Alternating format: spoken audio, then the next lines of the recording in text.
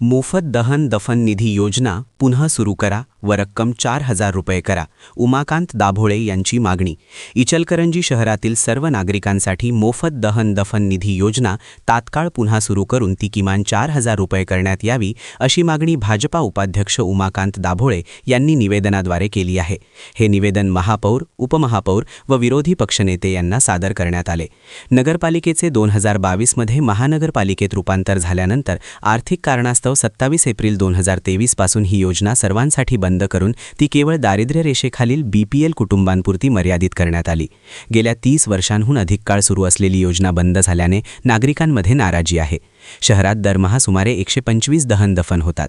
एका अंत्यसंस्कारासाठी किमान 2500 ते 3500 रुपये खर्च येत असून लाकूड, गॅस, वाहतूक व साहित्य दर वाढले आहेत. त्यामुळे मध्यमवर्गीय कुटुंबांनाही आर्थिक ताण सहन करावा लागत आहे. 2021 मध्ये निधी 1,000 वरून 3,000 करण्यात आला होता. हा खर्च महापालिकेच्या अर्थसंकल्पाच्या तुलनेत अत्यल्प असून नागरिकांना दिलासा देणारा असल्याचे दाभोळे यांनी नमूद केले. योजनेची रक्कम किमान 4,000 करावी किंवा पूर्वीप्रमाणे 3,000 सर्वांना द्यावी. अंमलबजावणी सोपी व ऑनलाईन करावी अशी मागणी करण्यात आली. यावेळी शुभम बर्गे, मनोज बनसोडे, मनोज तराळ उपस्थित होते. चॅनेलला सबस्क्राइब करा.